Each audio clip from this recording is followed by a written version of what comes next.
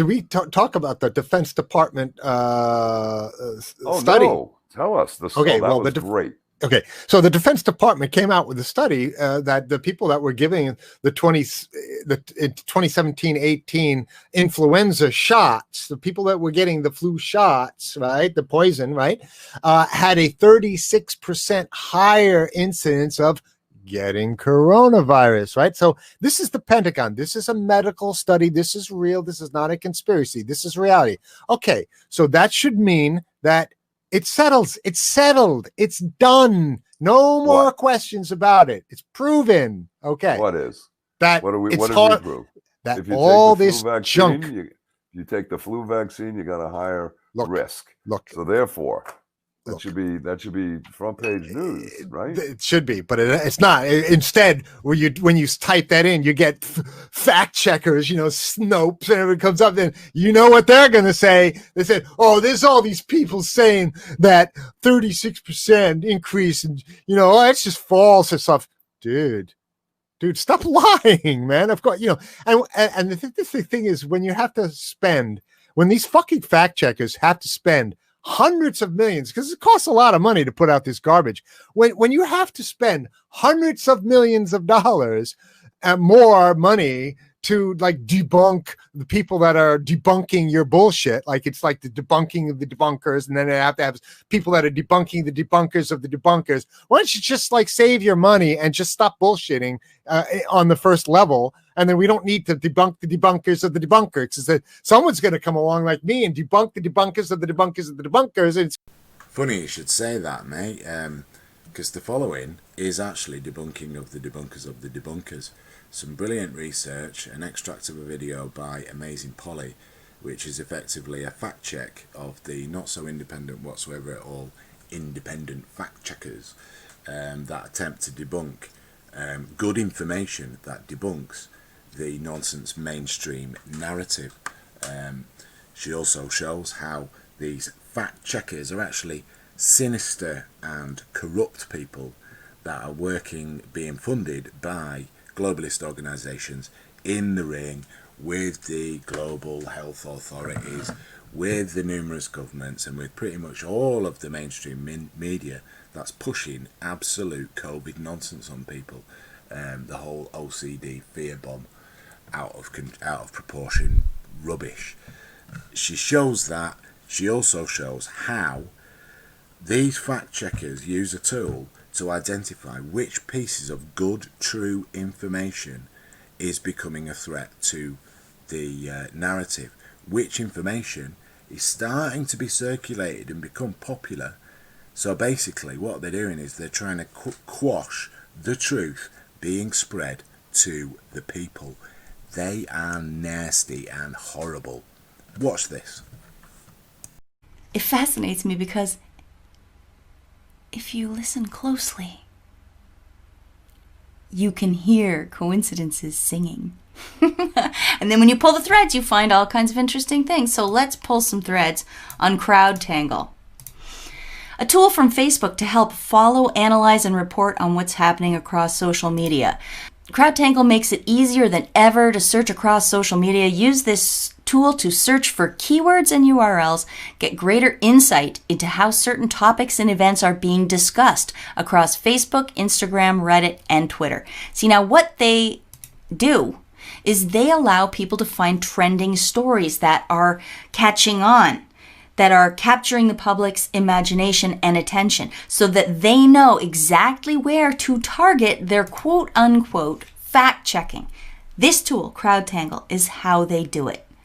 I was watching one of their webinars that they were hosting with someone from Agence France Presse, I believe, AFP, and I don't even remember the other girl, but let me play you just a couple seconds here.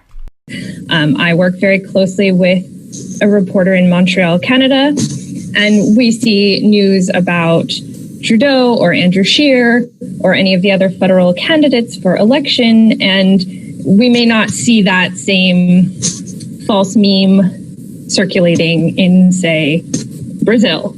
But when we talk about health misinformation, we might see the same sort of anti-vax content across countries, across continents. So we both work as a big global team tackling some subjects, and then we tackle country-specific subjects.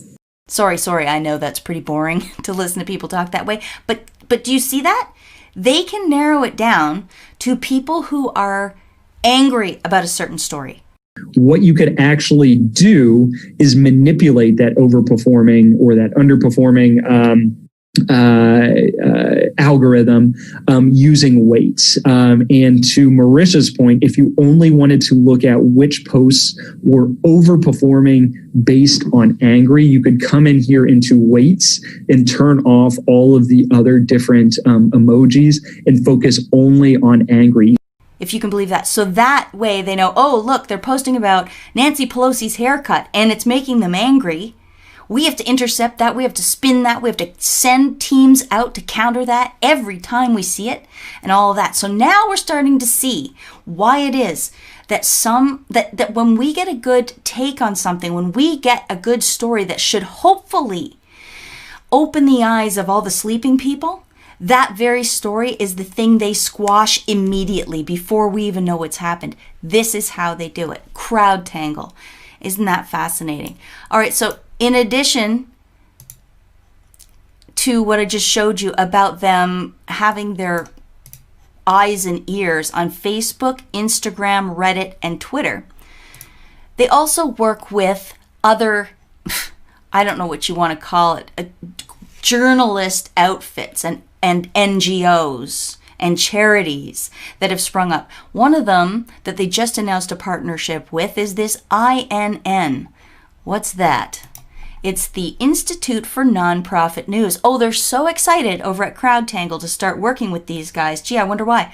Democracy Fund, this is Pierre Omidyar. The MacArthur Foundation and the Knight Foundation, these guys together fund almost all journalism in the entire United States, pretty much. Maybe not the big majors, but everything minor. And they've also got the Facebook Journalism Project as a supporter. Google News, Open Society Foundation, this is George Soros right here, bunch of others, and Microsoft. Bill Gates is a sponsor of the Institute for Nonprofit News, which CrowdTangle is excited to start a partnership with. All you have to do is scratch the surface, and there they are again. There they are again. Okay, look at this. Not only INN, but down here from a little while back, CrowdTangle announces partnership with IFCN to expand the fight against misinformation. Who's IFCN? Well, IFCN comes up on the Pointer site. It's directly part of Pointer.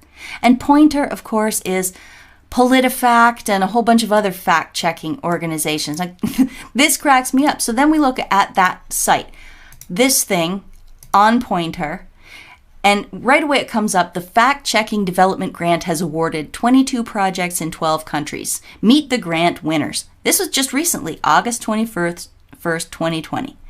The winners are splitting $1 million received from YouTube via the Google News Initiative. Oh my God, do you see the circle? And the circle and the circle? It's just all the same people, always. Funding these little startups, but they give them some money and they tell them what to do. Although I say that, and look at the very first winner of some of this money. USA Today. They're going to take $38,000. We've got Science Feedback, which is important right now because we need to debunk all of those vaccine stories and that, right? Le Monde in France is getting some money. Oh, and there's so many more. So many more. But my point is, they're all supposed fact checkers. They're all funded by the same people we're trying to expose. Gates, Soros, all the big foundations, right? And here's who funds Pointer, okay? Do you see any similar names? Democracy Fund, Facebook, Google News Initiative, MacArthur, McClatchy, Newmark, that's Craig Newmark, National Endowment for Democracy, Omidyar, which is actually Democracy Fund again, Open Societies, and on it goes. Tides Foundation, all the same people just putting their money in a big, what would you call it? Spaghetti bowl. But it's all of them. And they pull out a strand and they say, oh, this is an independent fact checker. Or they pull out a meatball. These guys are not, they're not part of our network. They just fund each other. Okay, I'm going on and on. But it's important to know that all journalism is in support of the people who fund them. And the people who fund them are the ones possibly causing and funding the riots, are the ones trying to push this vaccine, are the ones with the lockdown narrative. It's all the same people. And they're the fact checkers. All right, what have I got here? Okay, from this 2019 article about the same topic from Judicial Watch, I noticed that it said it's private invitation-only engine crowd tangle. And in January, I guess 2019, the CEO and founder Brandon Silverman announced that he would be giving access to select academics and researchers. So my thought is, who does the selecting? I reached out to this guy, Chris Miles, who I think is like some kind of exec in CrowdTangle. I asked him how people are selected to receive access to this incredible tool. And he says I had to ask press@facebook.com. I don't know why I couldn't have just helped a sister out, but I guess, I'm not on their approved list. But Judicial Watch says that a Soros-funded organization called Social Science Research Center is charged with determining who is granted access to CrowdTangle. And we look down here, we see Open Society Foundations, which is George Soros' main foundation. He is funding the Social Science Research Council to the tune of almost $400,000 in 2016 for a term of 28 months. He set up and funded that organization, and then that organization decides which journalists, which selected academics and researchers are allowed to use CrowdTangle in the first place. So it's an exclusive club, and the gate is kept by George Soros or George Soros funded organizations. Okay, and I want to remind you, it's an exclusive club, right? You need access to it. You need to be given permission. You need to be approved. Well, you probably knew all that anyway. Fact checking. Yep, it's a globalist propaganda tool, just like mainstream media.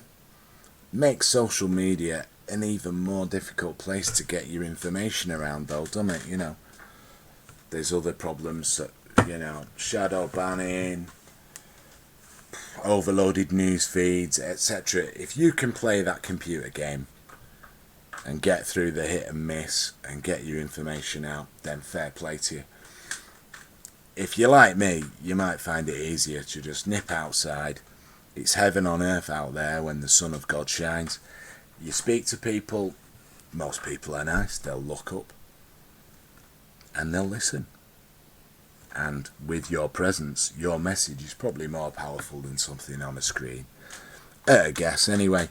And with this trick fascism, for a good while yet at least, hopefully never, they ain't going to cut our tongues out and they ain't going to burn us at the stake for hearsay heresy. So, it's worth a go, innit? You can always leave little messages around the place too. It's no great risk, don't take much bravery.